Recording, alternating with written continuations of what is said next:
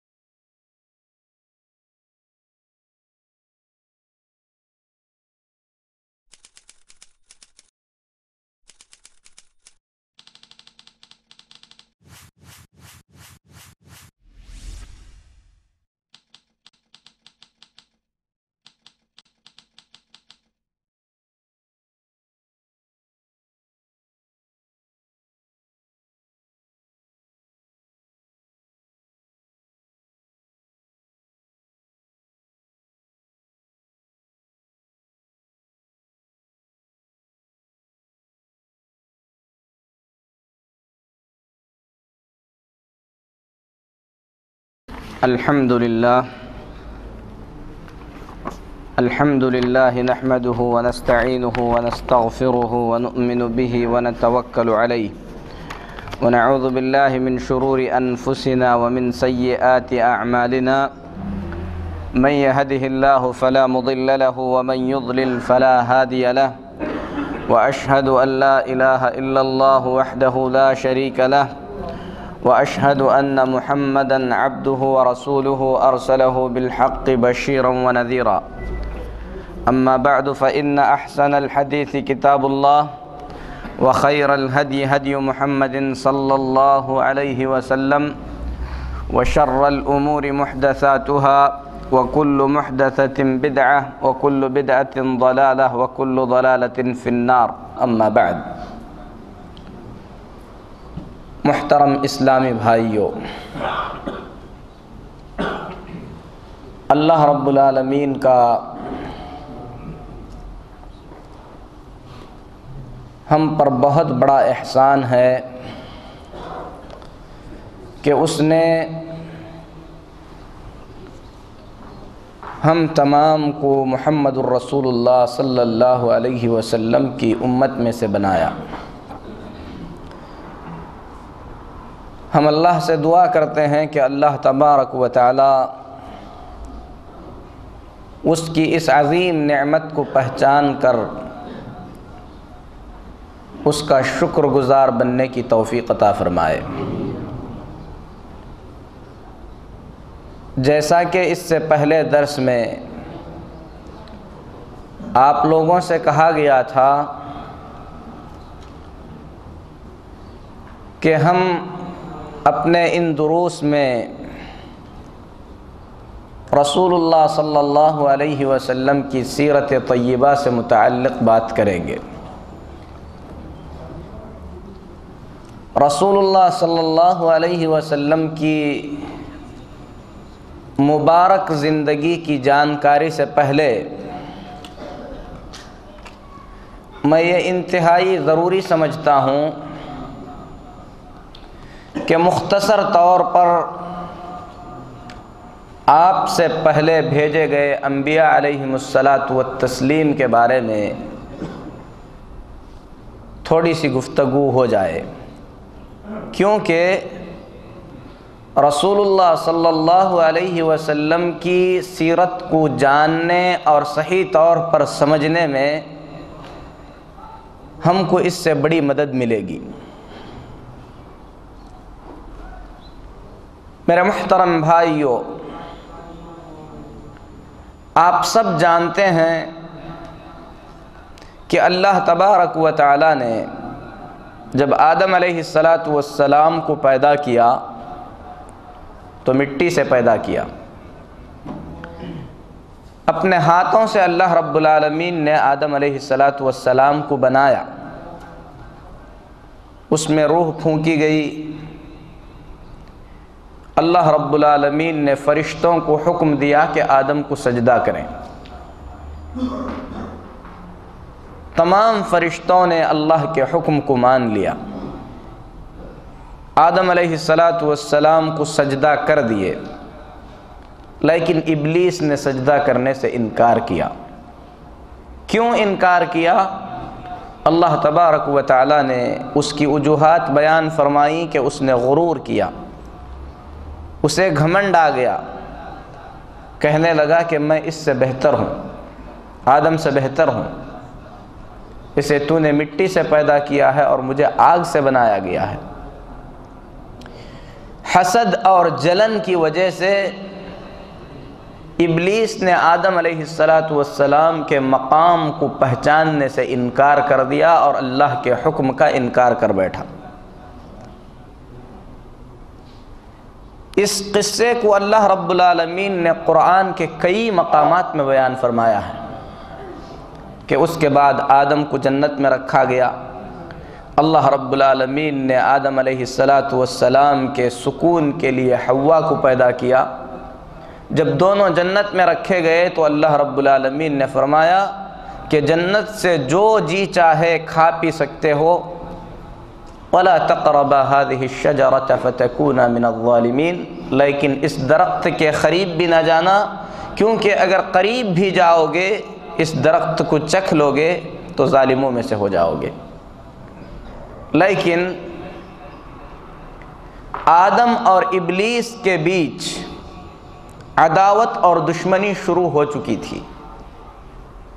ابلیس نے کھلے الفاظ میں اللہ رب العالمین سے کہا تھا لَأُغْوِيَنَّهُمْ أَجْمَعِينَ، میں آدم اور اس کی ساری ذریت کو، اس کی ساری نسل کو گمراہ کر کے رکھوں گا۔ آدم علیہ السلام کی وجہ سے ابلیس کے خیال میں اس کا مقام ختم ہو چکا تھا، کیونکہ اللہ رب العالمین نے اسے اپنے دربار سے نکال دیا، ذلیل کر دیا، جس کی وجہ سے عداوت کی آگ ابلیس میں بھڑک رہی تھی۔ وہ آدم اور آدم علیہ السلام کی نسل سے بدلہ لینا چاہتا تھا۔ بہرحال اللہ رب العالمین سے جب ابلیس نے کہا کہ میں آدم اور اس کی تمام اولاد کو بہکا کر رکھوں گا، اللہ رب العالمین نے فرمایا میرے ان بندوں پر تیرا زور نہیں چلے گا جنہیں میں نے چن لیا ہے، جنہیں میں توفیق عطا کروں جو میرے راستے پر چلیں۔ بہرحال مقدر تھا کہ آدم علیہ السلام نے اللہ کے منع کرنے کے باوجود ابلیس کے بہکاوے میں آ کر اللہ کے منع کیے ہوئے اس درخت کو چکھ لیا۔ آدم علیہ السلام سے یہ جو خطا ہوئی، اس کے بارے میں مفسرین کہتے ہیں کہ ابلیس نے اللہ کی قسم کھائی، اور قرآن میں اللہ نے اس کا ذکر فرمایا ہے وَقَاسَمَهُمَا إِنِّي لَكُمَا لَمِنَ النَّاصِحِينَ، ابلیس نے قسم کھا کر کہا کہ میں تو تمہارا بھلا چاہتا ہوں، اس درخت کو کھا لو، کھانے سے تم فرشتے بن جاؤ گے یا جنت کے ہمیشہ ہمیشہ کے حقدار بن جاؤ گے۔ جب ابلیس نے اللہ کی قسم کھائی تو آدم علیہ السلام نے اس کی بات کا اعتبار کر لیا، کیونکہ آپ نہیں سمجھتے تھے کہ کوئی اللہ جیسے عظیم ذات کی بھی جھوٹی قسم کھا سکتا ہے۔ بہرحال اللہ رب العالمین نے پکار کر کہا الم انہکما ان تلکما الشجرہ، کیا میں نے تم کو اس درخت سے منع نہیں کیا تھا؟ بہرحال ان کے کپڑے نکل گئے، جنت کے پتوں سے اپنے تن کو ڈھکنے لگے۔ اللہ رب العالمین نے آدم اور حوا کو اور ابلیس کو آسمان سے اتار دیا۔ اتارتے وقت اللہ تبارک و تعالی نے آدم علیہ السلام سے ایک بات کہی تھی، فرمایا تھا قُلْ نَهْبِطُوا مِنْهَا جَمِيعًا فَإِمَّا يَأْتِيَنَّكُم مِّنِّي هُدًى فَمَن تَبِعَ هُدَايَ فَلَا خَوْفٌ عَلَيْهِمْ وَلَا هُمْ يَحْزَنُونَ۔ اب یہاں سے اترو، جاؤ زمین میں زندگی بسر کرو، ہماری طرف سے ہدایت آئے گی، رہنمائی آئے گی۔ فَإِمَّا يَأْتِيَنَّكُم مِّنِّي هُدًى فَمَن تَبِعَ هُدَايَ فَلَا خَوْفٌ عَلَيْهِمْ وَلَا هُمْ يَحْزَنُونَ۔ ہماری بھیجی ہوئی ہدایت کی جو اتباع کرے گا اسے کوئی غم نہیں ہوگا، کوئی خوف نہیں ہوگا۔ تو وہ ہدایت جس کا ذکر اللہ تبارک و تعالی نے آدم علیہ السلام کو نازل کرتے وقت فرمایا تھا، وہ ہدایت اللہ کے انبیاء علیہم التسلیم ہے۔ یہ اللہ کا وعدہ تھا، کیونکہ آدم کو پیدا کرنے کے بعد اللہ تبارک و تعالی نے آدم علیہ السلام کی پیٹھ سے ان کی ذریت کو نکالا۔ اس کا ذکر اللہ نے قرآن میں فرمایا ہے۔ نکالنے کے بعد اللہ تبارک و تعالی نے ان تمام کو ایک میدان میں جمع کر کے ان سے کچھ وعدے لیے۔ اللہ رب العالمین نے فرمایا کہ کیا میں تمہارا رب نہیں ہوں؟ الست بربکم؟ تو سب نے کیا کہا؟ بلا، کیوں نہیں اے اللہ، تو ہمارا رب ہے۔ شہیدنا، ہم اس کی گواہی دیتے ہیں۔ اللہ تبارک و تعالی نے آسمان، زمین، خود آدم علیہ السلام کو اس شہادت پر گواہ بنایا۔ کیوں گواہ بنایا؟ ان تقولوا یوم القیامت انا کنا عن ھذا غافلین، تاکہ قیامت کے دن یہ نہ کہہ سکو کہ ہم کو اس شہادت کا کوئی علم نہیں تھا۔ لیکن انسان، اس کے اندر اللہ رب العالمین نے بھولنے کی صفت رکھی ہے، بھولتا ہے۔ ہم میں سے کس کو اپنا بچپن یاد ہے؟ ہم اپنی ماں کے پیٹ سے پیدا ہوئے ہیں، کسی کو یاد نہیں ہے کہ کیسے پیدا ہوئے۔ دودھ پی کر پروان چڑھے ہیں، کسی کو اپنا بچپنا یاد نہیں ہے۔ لیکن اللہ رب العالمین اپنے بندوں پر مہربان ہے۔ حجت تو قائم ہو چکی تھی، کیونکہ ہم نے اپنی زبانوں سے عالم ارواح میں اللہ کو اپنا رب مانا ہے۔ اس پر اللہ تبارک و تعالی نے آسمان اور زمین، خود آدم علیہ السلام کو گواہ بھی بنایا ہے۔ لیکن اللہ کی مہربانی کہ اس وعدے کو یاد دلانے کے لیے اللہ تبارک و تعالی نے ہر دور میں نبی بھیجے، پیغمبر بھیجے۔ اور آدم علیہ السلام کو اتارتے وقت اللہ تبارک و تعالی نے ان سے وعدہ بھی کیا کہ ہماری طرف سے ہدایت آئے گی، جو ہدایت کی پیروی کرے گا وہ گمراہ نہیں ہوگا، اسے کوئی خوف نہیں ہوگا، اسے کوئی غم نہیں ہوگا۔ تو یہ ہدایت جس کا اللہ نے وعدہ فرمایا، اللہ کے انبیاء علیہم التسلیم ہیں۔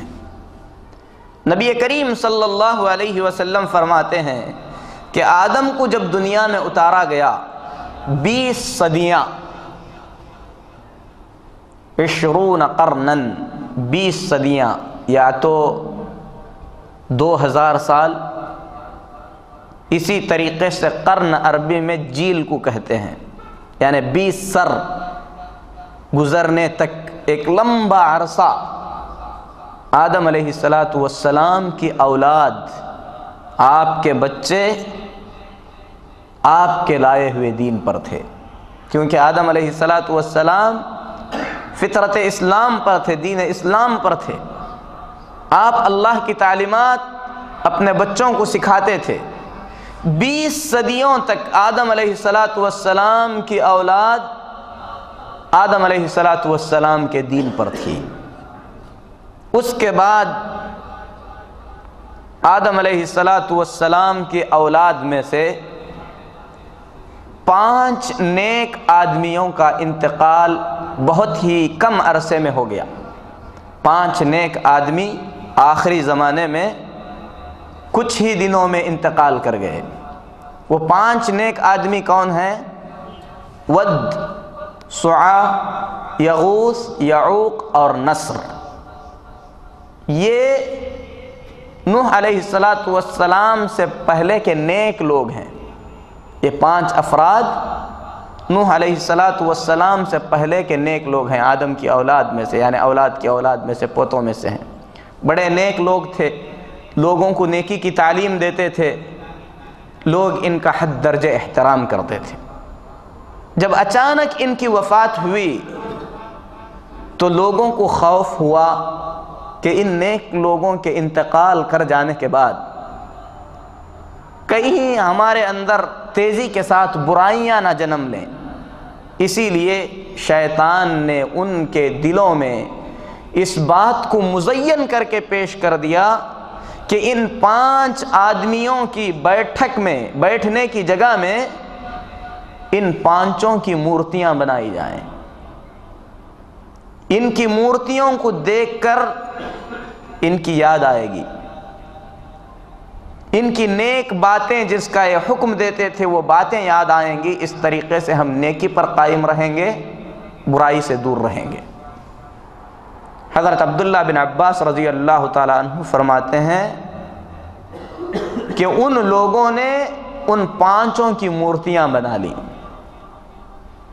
مقصد کیا تھا؟ ان مورتیوں کو دیکھ کر ان کی اچھی باتیں یاد کرنا اور اس کے مطابق عمل کرنا، بزرگوں کی مورتیوں کو اپنے سامنے دیکھ کر برائی سے دور رہنا۔ جب مورتیاں بنانے والے دنیا سے چلے گئے، ان کی اولاد آئی، تو شیطان نے ان کے دل میں یہ خیال پیدا کیا کہ یہی تو وہ لوگ تھے جن کے توسط اور وسیلے سے تمہارے باپ دادا اللہ کو پکارتے تھے، اس لیے تم لوگ ان کے وسیلے کے بغیر اللہ تک نہیں پہنچ سکتے۔ زمانے کے گزرنے کے ساتھ ساتھ لوگ ان مورتیوں کی عبادت کرنے لگے، حالت ایسی ہو گئی کہ اللہ کی توحید دنیا سے ختم ہو گئی۔ اللہ تبارک و تعالی نے نوح علیہ السلام کو اپنا پیغمبر بنا کر بھیجا، نبی بنا کر بھیجا، اسی مورتی پرستی کو مٹانے کے لیے۔ کس کی مورتیاں تھیں؟ نیک لوگوں کی مورتیاں تھیں۔ نوح علیہ السلام اس غلطی کے خلاف جو لوگوں نے کی تھی 950 سال تک تبلیغ کرتے رہے، لوگوں کو سمجھاتے رہے کہ عبادت کے لائق اللہ تبارک و تعالی ہے، ان مورتیوں کی عبادت اللہ کو پسند نہیں ہے، عبادت صرف اکیلے اللہ کی ہونی چاہیے۔ لیکن قوم نے جواب میں کیا کہا؟ سورہ نوح میں اللہ رب العالمین فرماتا ہے وَقَالُوا لَا تَذَرُنَّ وَدًّا وَلَا سُوَاءً وَلَا يَغُوثَ وَيَعُوقَ وَنَسْرًا، آپس میں ایک دوسرے کو نصیحت کرنے لگے کہ ہرگز ہرگز تم لوگ ود، سعا، یغوث اور نصر کو نہ چھوڑنا، ان کی عبادت پر جمے رہنا۔ 950 سال کا عرصہ ذرا تصور کیجئے، اللہ کے ایک نبی توحید سمجھاتے رہے، لیکن شیطان اپنے بنائے ہوئے خطے اور پلاننگ میں کامیاب ہو چکا تھا۔ لوگ ان مورتیوں کی عبادت کی محبت میں اس طریقے سے ڈوبے ہوئے تھے، قرآن میں اللہ رب العالمین فرماتا ہے کہ اللہ کے نبی جب انہیں کوئی بات سنانا چاہتے تو وہ سننا بھی نہیں چاہتے تھے، کانوں میں انگلیاں ڈال لیتے تھے۔ وَاسْتَغْشَوْا ثِيَابَهُمْ، نبی کی شکل تک دیکھنا نہیں چاہتے تھے، اپنے چہروں پر کپڑے ڈال کر اپنے آنکھ بند کر لیا کرتے تھے، اپنے کانوں میں انگلیاں ڈال لیتے تھے، نبی کا مذاق اڑاتے تھے۔ لیکن صبر کے ساتھ، استقامت کے ساتھ اللہ کے پیغمبر نوح علیہ السلام برابر لوگوں کو بلاتے رہے، قوم برابر انکار کرتی رہی۔ جب اللہ رب العالمین نے نوح علیہ السلام کو بتلا دیا انہ لن یؤمن من قومک الا من قد آمن، اے نوح آپ کی قوم کے جو ایمان لا چکے ہیں ان کے علاوہ اب کوئی اور ایمان قبول کرنے والا نہیں ہے۔ اللہ علام الغیوب ہے، غیب جانتا ہے، اسی لیے اللہ نے بتلا دیا کہ جتنے ایمان قبول کیے ہیں اتنے ہی مومن رہیں گے، اب کوئی نیا آدمی ایمان قبول کرنے والا نہیں ہے۔ تو نوح علیہ السلام نے اللہ کے دربار میں بد دعا کی، کہا کہ اے اللہ لا تذر علی الارض من الکافرین دیارا، پوری زمین پر کافروں کا کوئی گھر باقی نہ رکھ، انک ان تذرہم یضلوا عبادک، اگر تو انہیں زمین پر چھوڑ دے گا تو یہ تیرے بندوں کو مزید گمراہ کریں گے، وَلَا يَلِدُوا إِلَّا فَاجِرًا كَفَّارًا، خود تو گمراہ ہیں دوسروں کو بھی گمراہ کرتے ہیں، ان سے جو بچے پیدا ہوں گے اے اللہ وہ بھی فاجر اور کافر بچے پیدا ہوں گے۔ اللہ نے نوح کی دعا سن لی، طوفان آیا، طوفان سے پہلے اللہ تبارک و تعالیٰ نے نوح علیہ السلام کو کشتی بنانے کا حکم دیا، مومنوں کو اللہ نے نجات دیا، کافروں کو تباہ و برباد کر دیا۔ نوح علیہ السلام کے ساتھ جو مومن تھے انہی کی نسل سے پھر دنیا چلی، یہ طوفان ساری دنیا پر چھایا ہوا تھا۔ نوح علیہ السلام سے جو نسل چلی توحید پر تھی، کتنے عرصے تک توحید پر قائم رہی اس کا علم اللہ کے سوا کسی کو نہیں ہے، لیکن دنوں کے گزرنے کے ساتھ ساتھ پھر سے بت پرستی آ گئی۔ اللہ تبارک و تعالیٰ نے دوسرے انبیاء علیہم التسلیم کو بھیجا، کتنے انبیاء اس عرصے میں بھیجے گئے اس کا علم بھی اللہ کے پاس ہے، لیکن مسند احمد میں نبی کریم صلی اللہ علیہ وسلم فرماتے ہیں کہ اللہ تبارک و تعالیٰ نے 1,24,000 پیغمبر بھیجے ہیں، اور یہ حدیث حسن ہے۔ اس میں سے 315 یا 300 کچھ رسول تھے، 1,24,000 اللہ نے پیغمبر بھیجے، ان میں سے رسولوں کی تعداد 300 سے زیادہ ہے، لیکن پورے نبیوں کا ذکر اللہ تبارک و تعالیٰ نے نام لے کر قرآن پاک میں نہیں بیان فرمایا ہے۔ پیغمبروں میں سے 25 پیغمبروں کا نام لے کر قرآن میں ذکر کیا گیا ہے، لیکن تمام انبیاء علیہم التسلیم پر مجمل طور پر ایمان لانا ہم سب پر انتہائی ضروری ہے، یعنی یہ ماننا ضروری ہے کہ ہر دور میں ہر امت میں اللہ تبارک و تعالیٰ نے رسول اور پیغمبر بھیجے ہیں، کیونکہ قرآن میں اللہ فرماتا ہے وَإِن مِّنْ أُمَّةٍ إِلَّا خَلَا فِيهَا نَذِيرٌ، کوئی امت ایسی نہیں گزری جس میں اللہ کا ڈرانے والا بندہ نہ بھیجا گیا ہو، نبی بھیجے گئے ہیں، ہر امت میں اللہ نے نبی بھیجے، ہر نبی نے اللہ کا پیغام مکمل امانت داری کے ساتھ اپنی قوم تک پہنچایا ہے۔ کچھ لوگوں نے اللہ کے پیغام کو مان لیا، کامیاب ہو گئے، کوئی نبی ایسے بھی گزرے کہ اپنے نبوت کا پورا دور انہوں نے قوم کے اندر گزارا، کوئی ایک بھی ان کے ہاتھ پر مسلمان نہیں ہوا۔ اسی لیے نبی کریم صلی اللہ علیہ وسلم فرماتے ہیں قیامت کے دن کوئی نبی آئیں گے، ان کے ساتھ ایک چھوٹی سی جماعت ہوگی، یعنی ان کے امتی، کوئی نبی ایسے آئیں گے کہ ان کے ساتھ 2 آدمی مومن ہوں گے، کوئی ایسے ہوں گے کہ ان کے ساتھ صرف ان کا ایک امتی ہوگا، نبیوں میں سے کچھ ایسے بھی آئیں گے کہ ان کے ساتھ کوئی امتی ہی نہیں ہوگا۔ کلما جاءہم رسول کذبوہ، جب کبھی اللہ کا ڈرانے والا پیغمبر لوگوں کے پاس آیا لوگوں نے جھٹلایا، یہ سنت ہے اللہ تعالیٰ کی۔ قوم کے لوگوں نے نوح علیہ السلام کو 950 سال تک جھٹلایا، لیکن جن قوموں کا اللہ نے ذکر فرمایا ہے اس میں سے عاد اور ثمود ہے، جن کے بارے میں اللہ نے فرمایا لم یخلق مثلها فی البلاد، قوم عاد جیسی قوم اللہ نے دنیا میں پیدا ہی نہیں کی، بہت ہی زیادہ طاقتور، بہت ہی زیادہ قوت والے تھے، پتھروں کو اللہ تبارک و تعالیٰ نے ان کے لیے موم کے مانند بنا دیا تھا۔ کانوا ینحتون من الجبال بیوتا فارحین، پتھروں سے عالی شان محل تراشا کرتے تھے۔ آج بھی مدائن صالح اس کی ایک جیتا جاگتا ثبوت ہیں۔ آپ دیکھ سکتے ہیں کہ بڑے بڑے پتھروں میں انہوں نے کیسے گھر تراشے ہیں۔ یہ بس کچھ نشانیاں ہیں جو اللہ نے باقی رکھیں، جو برباد کر دی گئیں وہ بہت زیادہ ہیں۔ وہ لوگ پتھر سے گھر نہیں بناتے تھے بلکہ چٹان کے اندر محل تراشتے تھے۔ ایسی قوموں کو بھی اللہ نے پیدا کیا اور برباد کیا۔ کیوں برباد کیا؟ کیونکہ انہوں نے اللہ کے رسولوں کو جھٹلایا، اللہ کے نبی پر ایمان نہیں لائے، نبی کے باتوں کی انہوں نے تصدیق نہیں کی۔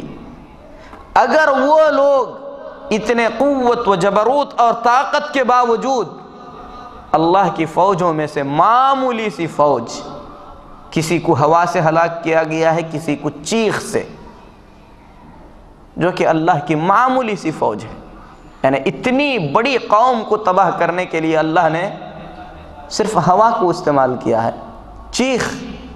اگر اللہ تبارک و تعالی چاہے کہے ہلاک ہو جاؤ تو ہلاک ہو جائیں گے۔ تو اللہ رب العالمین ان کے قصے بیان کیا ہے۔ کیوں بیان کیا ہے؟ اللہ رب العالمین قرآن میں فرماتا ہے کہ پچھلی امتوں کے قصوں میں عبرت ہے۔ کن لوگوں کے لیے؟ جو اس سے عبرت حاصل کرنا چاہتے ہیں۔ تو عاد اور سمود آئے، ہلاک ہو گئے۔ اس کے بعد توحید دنیا سے ختم ہو گئی۔ اللہ تبارک و تعالیٰ نے ابراہیم علیہ السلام کو بھیجا۔ ابراہیم علیہ السلام رسول اللہ صلی اللہ علیہ وسلم کی سیرت سے آپ صلی اللہ علیہ وسلم کا بڑا گہرا تعلق ہے۔ ابراہیم علیہ السلام کا رسول اللہ صلی اللہ علیہ وسلم کی سیرت سے بڑا گہرا تعلق ہے۔ کیوں بڑا گہرا تعلق ہے؟ کیونکہ ہمارے نبی محمد الرسول اللہ صلی اللہ علیہ وسلم ابو الانبیاء ابراہیم علیہ السلام کی نسل سے ہیں۔ ابراہیم علیہ السلام کو ابو الانبیاء کہا جاتا ہے۔ ابو الانبیاء کا مطلب کیا ہے؟ ابو الانبیاء کا مطلب ہے نبیوں کے باپ۔ کیونکہ ابراہیم علیہ السلام کے بھیجے جانے کے بعد اللہ تبارک و تعالیٰ نے نبوت کو حضرت ابراہیم علیہ السلام کی نسل میں کر دیا۔ قرآن پاک میں اللہ رب العالمین فرماتا ہے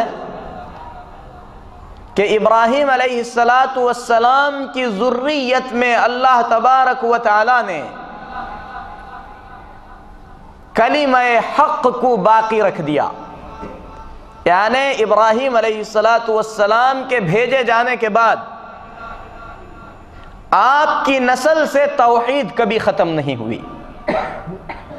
کوئی ایسا زمانہ نہیں آیا کہ اس زمانے میں آپ کی نسل میں توحید پرست نہ رہا ہو۔ وَجَعَلَهَا كَلِمَةً بَاقِيَةً، اللہ تبارک و تعالی نے باقی رہنے والا کلمہ بنا دیا ابراہیم علیہ السلام کی نسل میں۔ تو یہاں پر ہم ابراہیم علیہ السلام کا رسول اللہ صلی اللہ علیہ وسلم سے اچھی طریقے سے رشتہ پہچاننے کے لیے تھوڑی تفصیل بیان کرتے ہیں کہ ابراہیم علیہ السلام کی شادی سارہ علیہ السلام سے تھی۔ اس وقت پوری دنیا میں ابراہیم علیہ السلام کے سوا کوئی توحید پرست نہیں تھا۔ پوری دنیا میں ابراہیم علیہ السلام کے علاوہ کوئی توحید پرست نہیں تھا، کوئی مسلمان نہیں تھا۔ اور آپ کی بیوی سارہ علیہ السلام ابراہیم علیہ السلام پر ایمان لا چکی تھی۔ بخاری شریف کی روایت میں وضاحت ہے اس بات کی کہ جب ظالم نے حضرت سارہ علیہ السلام کے ساتھ ظالم بادشاہ نے بدکاری کا ارادہ کیا تو ابراہیم علیہ السلام نے اپنے بیوی سے کہا کہ اگر وہ تم سے پوچھے میرے بارے میں تو کہہ دینا کہ میں تمہارا بھائی ہوں، کیونکہ اس وقت پوری دنیا میں میرے اور تمہارے سوا کوئی مسلمان نہیں اور ہم اسلامی رشتے سے ایک دوسرے کے بھائی بہن ہیں۔ تو ابراہیم علیہ السلام تنہا توحید پرست تھے۔ جب اللہ تبارک و تعالیٰ نے سارہ علیہ السلام کی عزت رکھ لی، ظالم کو اللہ تبارک و تعالیٰ نے سبق سکھایا۔ جب اس نے آپ کی طرف ہاتھ بڑھایا، اس کا ہاتھ شل ہو گیا، واقعہ بڑا طویل ہے۔ آخر میں اس نے ہاجر علیہ السلام کو سارہ کی خدمت کے لیے دے دیا۔ یہ حقیقت میں اس ظالم بادشاہ کی لونڈی تھی۔ حضرت سارہ علیہ السلام نے حاصل کی ہوئی اس لونڈی کو ابراہیم کے حوالے کر دیا، اور اس وقت تک ابراہیم علیہ السلام کی کوئی اولاد نہیں تھی۔ ابراہیم علیہ السلام نے جب سارہ کی دی ہوئی اس لونڈی سے جمع کیا تو اس سے اسماعیل علیہ السلام پیدا ہوئے۔ یہ ابراہیم علیہ السلام کی پہلی اولاد ہے۔ جب اولاد پیدا ہوئی، ابراہیم علیہ السلام نے ان سے نکاح کر لیا تو سارہ کو ہاجر پر غیرت آ گئی۔ اللہ تبارک و تعالیٰ نے ابراہیم علیہ السلام کو حکم دیا کہ ان کو ہاجر سے دور رکھیں۔ اسی لیے لے جا کر اللہ کے حکم سے ابراہیم علیہ السلام نے اسماعیل اور ان کی ماں ہاجر کو مکہ کی وادی میں بسا دیا، جو اس وقت جنگل و بیابان تھا۔ یہ نبی کریم صلی اللہ علیہ وسلم کے جد امجد ہیں اسماعیل علیہ السلام۔ ادھر کچھ سالوں کے بعد، بعض اسرائیلی روایت کے مطابق 13 سال کے بعد، سارہ علیہ السلام سے ابراہیم علیہ السلام کو دوسری اولاد ہوئی جن کا نام اسحاق تھا۔ قرآن میں اللہ تبارک و تعالیٰ نے اسحاق کی پیدائش سے پہلے اسحاق علیہ السلام کے پیدائش کی بشارت کا ذکر فرمایا ہے، جو اللہ کے فرشتوں نے سارہ کو بھی دی تھی اور ابراہیم علیہ السلام کو بھی دی تھی۔ جب سارہ کو بچے کے پیدائش کی بشارت دی گئی تو سارہ علیہ السلام کو تعجب ہوا، کہنے لگی أَأَلِدُ وَأَنَا عَجُوزٌ وَهَذَا بَعْلِي شَيْخًا إِنَّ هَذَا لَشَيْءٌ عُجَابٌ، میں جو بوڑھی ہو چکی ہوں اور یہ میرا شوہر جو بوڑھا ہو چکا ہے، ہم کو اولاد ہوگی، یہ تو بڑی تعجب کی بات ہے۔ فرشتوں نے کیا کہا؟ أَتَعْجَبِينَ مِنْ أَمْرِ اللَّهِ، اللہ پیدا کرنے والا ہے، اس میں تعجب کی کیا بات ہے؟ بہرحال اسحاق علیہ السلام پیدا ہوئے۔ تو میرے محترم بھائیو، اسحاق علیہ السلام کی نسل سے یعقوب علیہ السلام ہوئے۔ یعقوب علیہ السلام کے 12 بیٹے ہوئے۔ یعقوب علیہ السلام کو اسرائیل بھی کہا جاتا ہے، اور یعقوب علیہ السلام کے جو 12 بیٹے ہیں ان کو بنی اسرائیل کہا جاتا ہے۔ انہی کی نسل بنی اسرائیل ہے۔ اس میں اللہ تبارک و تعالیٰ نے بہت سارے پیغمبر بھیجے، داؤد علیہ السلام، سلیمان علیہ السلام، موسیٰ علیہ السلام۔ سارے پیغمبر حضرت اسحاق علیہ السلام کے بیٹے یعقوب علیہ السلام کی نسل سے ہوئے، یہاں تک کہ اللہ تبارک و تعالیٰ نے مریم علیہ السلام کے والد عمران، ان کی نسل سے مریم کو پیدا کیا، اور مریم سے عیسیٰ علیہ السلام پیدا ہوئے۔ قرآن پاک میں اللہ رب العالمین فرماتا ہے، اس آیت کریمہ پر غور کیجئے، ان اللہ اصطفى آدم ونوحا وآل ابراہیم وآل عمران علی العالمین۔ اللہ تبارک و تعالیٰ نے آدم کو، نوح کو، آل ابراہیم کو اور آل عمران کو پوری دنیا میں سے چن لیا ہے۔ آل عمران میں مریم علیہ السلام کی پیدائش ہے، کیونکہ عمران جو کہ حضرت مریم علیہ السلام کے والد ہیں، بڑے نیک، عابد، عبادت گزار، بیت المقدس کے رکھوالے تھے، اور بیت المقدس کس نے بنایا ہے؟ ابراہیم علیہ السلام اور اسحاق علیہ السلام نے مل کر بنایا ہے۔ اس کی دیکھ بھال کرتے تھے، مریم نے اس کے بعد دیکھ بھالی کی ذمہ داری سنبھالی، مریم سے عیسیٰ علیہ السلام پیدا ہوئے۔ عیسیٰ علیہ السلام کو اللہ تبارک و تعالیٰ نے انجیل عطا فرمایا جو تورات کا تکملہ تھی، یعنی تورات کو مکمل کرنے کے لیے دی گئی تھی۔ اب اس کے بعد ہم حضرت اسماعیل علیہ السلام کی طرف آتے ہیں۔ اسماعیل علیہ السلام کی بھی 12 اولاد ہوئی، اس سے 12 قبیلے بنے جو عرب کے مختلف قبائل ہیں جو عرب میں پھیل گئے تھے۔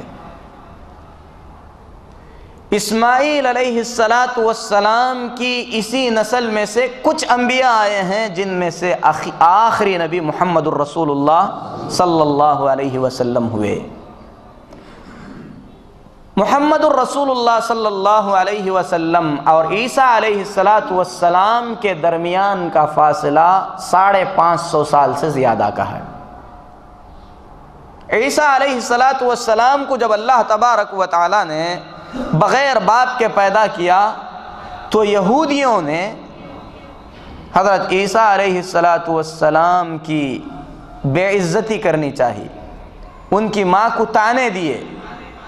بالآخر جب اللہ نے نبوت سے نوازا تو یہودیوں نے حضرت عیسیٰ علیہ السلام کی نبوت کا انکار کیا، یہاں تک کہ اللہ کے نبی عیسیٰ علیہ السلام کو قتل کرنے کی سازش کرنے لگے۔ اللہ تبارک و تعالیٰ نے عیسیٰ علیہ السلام کو زندہ آسمان پر اٹھا لیا۔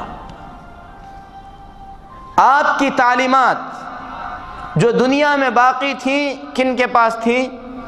حواریوں کے پاس تھیں۔ یہ حواری کون ہیں؟ عیسیٰ علیہ السلام کے ہاتھوں جنہوں نے ایمان قبول کیا ہے ان کو حواری کہتے ہیں، جیسے محمد الرسول اللہ صلی اللہ علیہ وسلم پر ایمان لانے والے جو آپ کے زندگی میں تھے ان کو صحابہ کہتے ہیں۔ تو یہود عیسیٰ علیہ السلام کے اور آپ کے لائے ہوئے دین کے کھلے دشمن تھے، چاہتے تھے کہ عیسیٰ علیہ السلام کی تعلیمات ختم کر دی جائیں، تباہ کر دی جائیں۔ اس کے لیے عیسیٰ علیہ السلام کے آسمان پر اٹھا لیے جانے کے بعد کچھ یہودیوں نے منافقانہ طور پر نصرانیت کے اندر اپنا داخلہ لے لیا، یعنی منافق بن کر نصرانی بن گئے، حقیقت میں یہودی ہی ہیں لیکن انہوں نے اپنے آپ کو نصرانی ظاہر کر کے لوگوں میں یہ ظاہر کر کے کہ ہم عیسیٰ علیہ السلام کی تعلیمات پر ایمان لاتے ہیں، نصرانیت میں داخل ہو گئے۔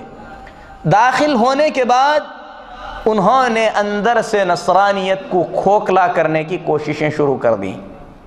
ان میں سے سر فہرست سب سے آگے عیسیٰ علیہ السلام کی زندگی میں عیسیٰ علیہ السلام سے سب سے بڑی دشمنی کرنے والا ایک شخص جسے شاؤل یا بولس کہا جاتا ہے وہ شخص ہے۔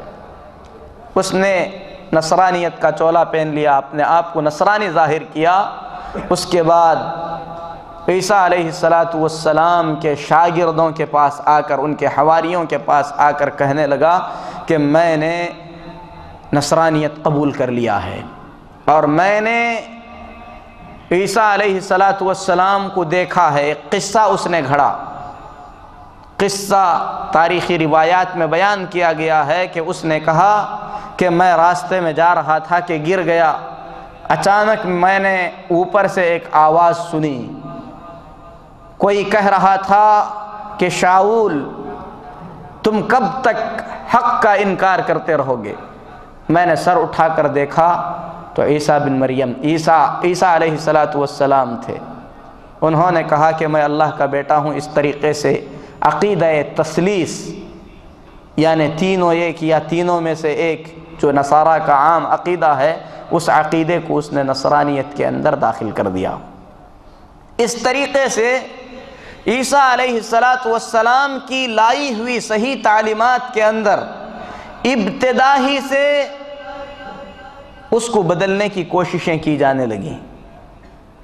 رسول اللہ صلی اللہ علیہ وسلم کی بعثت سے پہلے جب آپ دنیا میں بھیجے گئے، نبی بنا کر بھیجے گئے، اس وقت عیسیٰ علیہ السلام کا لایا ہوا صحیح دین دنیا میں باقی نہیں تھا۔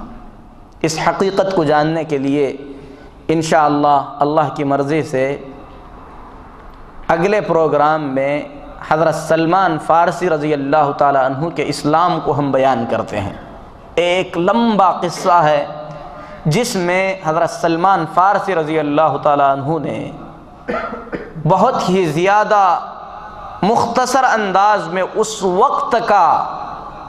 وقت کا جو دور تھا، اس وقت جو دین کی صحیح حالت تھی، یعنی صحیح دین کی جو حالت تھی، اس حالت کو سلمان فارسی رضی اللہ تعالیٰ عنہ نے بیان کیا ہے کہ فارس میں دین کس طریقے کے دین تھے، ملک شام تک آئے، پھر اس کے بعد عرب میں آئے، انہوں نے صحیح دین کو پہچاننے کے لیے کیا پریشانیاں جھیلی ہیں، ان پریشانیوں کا بھی اس میں ذکر ہے، اور ساتھ ہی ساتھ اس وقت اللہ کا دین کس شکل میں موجود تھا اس کا بھی آپ کو اس میں ذکر ملے گا۔ لیکن جہاں تک جزیرہ عرب کی بات ہے، عرب کے لوگ اسماعیل علیہ السلام کی نسل میں سے ہیں، اپنے آپ کو ابراہیم علیہ السلام کا پیروکار سمجھتے تھے، آپ کی تعلیمات پر عمل کرنے والے سمجھتے تھے۔ لیکن عمرو بن لحی نامی ایک شخص نے ان لوگوں کے اندر بھی بت پرستی کو داخل کر دیا تھا، بلکہ عرب تقریباً بت پرستی کے اندر ڈوب چکا تھا۔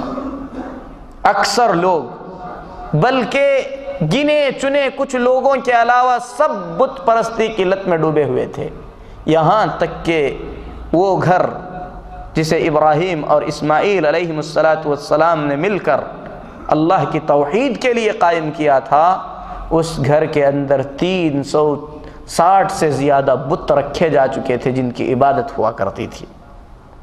دنیا تقریباً توحید کھو چکی تھی، اسی لیے نبی کریم صلی اللہ علیہ وسلم فرماتے ہیں اللہ تبارک و تعالی نے دنیا والوں کی طرف دیکھا،